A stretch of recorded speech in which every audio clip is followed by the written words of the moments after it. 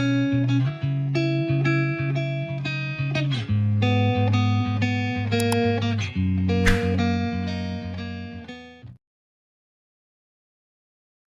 datang di Novella Channel. Terima kasih sudah mampir di Novella Channel. Bantu untuk klik tombol subscribe dan like untuk berkembangnya channel ini.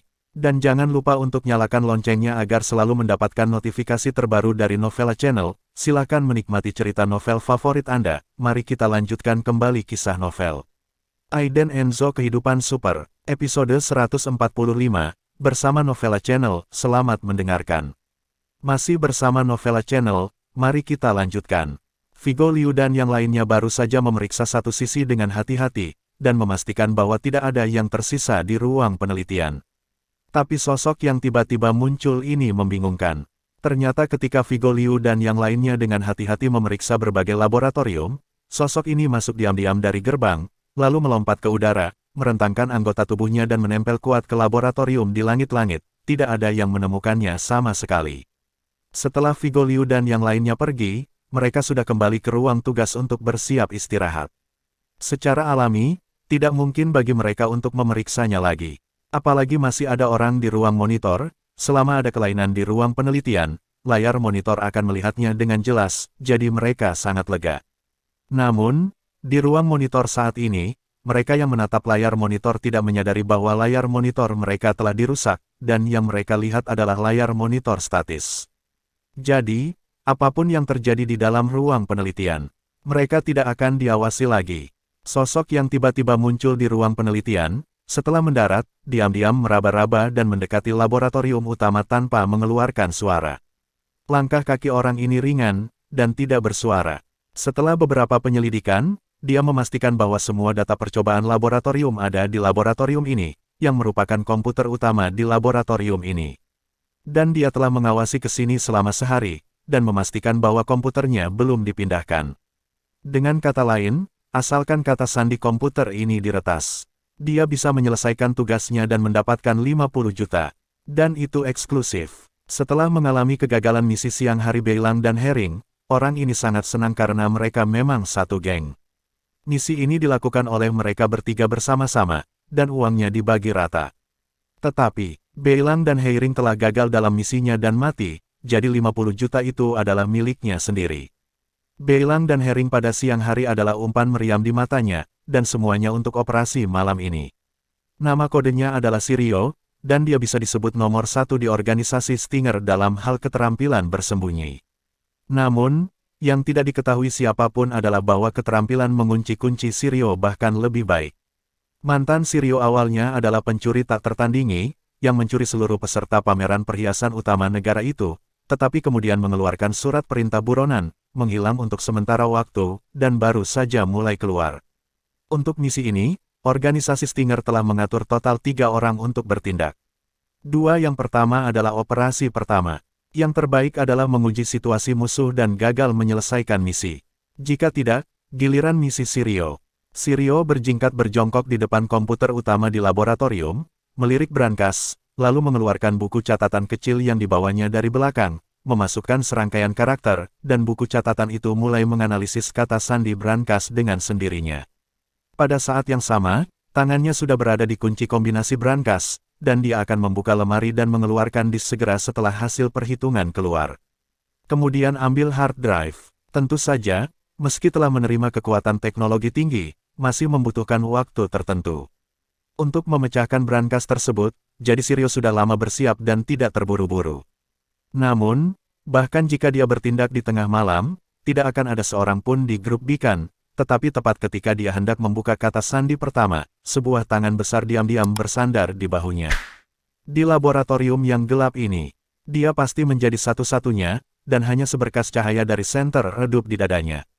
Namun, pada saat ini, tangan besar penjepit besi tiba-tiba bersandar di bahunya, yang membuatnya menggigil. Perasaan menyeramkan dari lubuk hatinya membuatnya tidak berani melampiaskan amarahnya. Mungkinkah lab ini berhantu? Sirio sangat percaya diri dengan keterampilan persembunyiannya. Dia berpikir bahwa tidak ada yang lebih baik darinya di area ini. Dia memiliki kepercayaan diri yang super. Selain itu, bahkan ketika dia membuka kata sandinya, dia selalu memperhatikan gerakan di sekitarnya, mendengarkan suara halus di sekitarnya sepanjang waktu. Dia menegaskan bahwa dia tidak mendengar langkah kaki, jadi apa yang terjadi dengan tangan di bahunya? Mungkinkah? Shiryo mengerutkan kening, tanpa ragu-ragu, dia mengeluarkan belati berkilauan dari lengannya, dan menusuk dari belakang. Terlepas dari apakah ada orang atau hantu di belakangnya, Shiryo tidak bisa santai sama sekali, hidup itu penting. Dia tidak mengira pisau ini bisa melukai pihak lain, karena pihak lain bisa diam-diam muncul di belakangnya. Maka kekuatannya pasti tidak kalah dengan dirinya. Oleh karena itu, pukulan Shiryo ini hanya untuk memberi ruang bagi dirinya, siap untuk melarikan diri. Namun, dia tidak pernah mengharapkannya. Dia tidak menusuk apapun dengan pisau ini, tetapi pergelangan tangannya terjepit, seolah-olah dijepit dengan penjepit besi, dan dia tidak bisa bergerak. Shiryo terkejut, dan segera mengeluarkan belati lain dari tangannya. Dia menikam lagi dengan keras. Namun, kali ini situasinya sama seperti sebelumnya. Kedua tangan Shiryo dicubit oleh lawan, dan tetap tidak bergerak. Aiden Enzo, yang berada dalam kegelapan, menarik tangannya dengan keras, dan Shiryo mengeluarkan tangisan yang menyakitkan, tangannya tidak bisa lagi memegang belati, dan kedua belati itu jatuh ke tanah dengan suara dentang, mencerminkan cahaya dingin. Kamu siapa? Apa yang kamu inginkan? Jika kamu juga di sini untuk data di lab, kurasa kita bisa bicara. Shiryo segera menyatakan niat untuk bernegosiasi. Kamu masih menegosiasikan persyaratan denganku ketika kematian sudah dekat. Aiden Enzo naik dan menendang kepala Shiryo. Setelah ditendang, Shiryo merasakan dengungan di kepalanya, dan bintang emas kecil yang tak terhitung jumlahnya berkelap-kelip di depan matanya. Pihak lain menyerang terlalu keras, tanpa ragu sama sekali. Mata Shiryo menjadi gelap, dan dia jatuh ke tanah dengan kepala di lengannya, seolah-olah semua kekuatan di tubuhnya telah dikosongkan dalam sekejap. Dia tidak bisa mengetahuinya sama sekali, itu hanya tendangan. Dia menendang dirinya begitu keras sehingga ada bintang emas di matanya, dan dia tidak memiliki kekuatan untuk melawan sama sekali. Apakah itu manusia? Lagi pula, dia adalah salah satu pembunuh top dalam organisasi, tapi dia tidak bisa melakukan satu trik pun di bawah tangan lawan. Melihatnya terbaring di tanah, Aiden Enzo tidak pulih untuk sementara waktu, dan tidak peduli lagi padanya, sebaliknya, dia berjalan ke samping dan menyalakan lampu di laboratorium. Dalam sekejap, seluruh laboratorium menjadi terang benderang. Di laboratorium besar, hanya ada dua orang, Aiden Enzo dan Shiryo. Shiryo menutupi kepalanya dan terbaring pusing di tanah untuk beberapa saat, lalu duduk terhuyung-huyung, dan menatap Aiden Enzo dengan mata bingung. Seolah-olah dirangsang oleh cahaya yang kuat, Shiryo itu menghalangi cahaya itu, ketika dia melihat orang di depannya dengan jelas, dia langsung berteriak keras, jadi kamu. Lihat dirimu, apakah kamu mengenalku? Aiden Enzo jalan mencibir. Tentu saja, saya telah melihat Anda di sekitar wanita itu baru-baru ini, dan saya mendengar bahwa Anda adalah suaminya yang tidak berguna.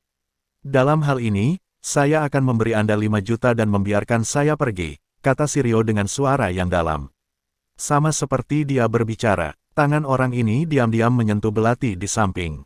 Saat belati baru saja jatuh, Aiden Enzo tidak menendang belati itu. Bagaimana kamu bisa bertemu denganku? Aiden Enzo berdiri tidak jauh dari Shiryo, seolah-olah dia tidak melihat gerakan kecil Shiryo. Kamu adalah selebritas grup Bikan, dan apa yang terjadi di pagi hari, aku berada di laboratorium, dan aku melihatnya dengan jelas. Seperti Beilang dan Herring, Shiryo menyelinap dengan berpura-pura menjadi peneliti dari lembaga penelitian, lebih baik. Hari-hari ini, mereka mengamati dengan cermat para karyawan dan manajemen senior di dalam grup Bikan. Di antara mereka, Aiden Enzo dan Direktur Vivian dari grup Bikan adalah yang paling dekat. Jadi tidak mungkin bagi mereka untuk mengabaikannya. Apalagi operasi pagi ini, kegagalannya semua karena dia. Meskipun Shiryo tidak melihat bagaimana Aiden Enzo melakukan serangan pada saat itu, dia tahu bahwa lawannya adalah eksistensi yang kuat. Kekuatan pasti tidak kalah dengan dirimu sendiri. Mampu dengan mudah menangani Beilang dan Herring sudah cukup untuk menunjukkan bahwa kekuatan Aiden Enzo sangat kuat. Karena itu, ketika Shiryo melihat dengan jelas sosok di depannya, dia tahu bahwa peluangnya untuk melarikan diri sangat tipis. Jika Beilang dan Herring sama-sama lawannya, maka jelas bukan dia. Tapi Shiryo tidak menerima takdirnya, selama dia bisa melarikan diri, dia pasti akan selamat. Karena itu, dia harus melakukan yang terbaik untuk bertahan hidup. Saat berbicara, Shiryo telah menyentuh belati itu, dan sedikit cibiran muncul di sudut mulutnya, dan kemudian dia berkata, selama kamu melepaskanku, aku bisa memberikan apapun yang kamu inginkan. Kata Aiden Enzo dengan senyum di wajahnya dengan sarkasme samar, dengan ekspresi jijik, dia mencibir dan berkata, terserah kamu. Apa yang bisa kamu berikan padaku? Aku ingin hidupmu. Maukah kamu memberikannya? Kata-kata Aiden Enzo cukup mendominasi.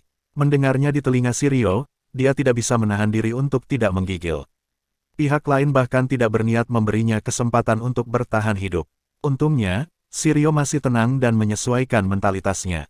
Saya tidak mampu membayarnya, tapi saya memiliki banyak harta tak tertandingi di gudang saya, berlian merah muda, barang antik, lukisan terkenal, selama Anda mau, saya bisa memberi Anda semua, yang masing-masing tak ternilai harganya, lebih murah dari Anda, menantu yang tidak berguna.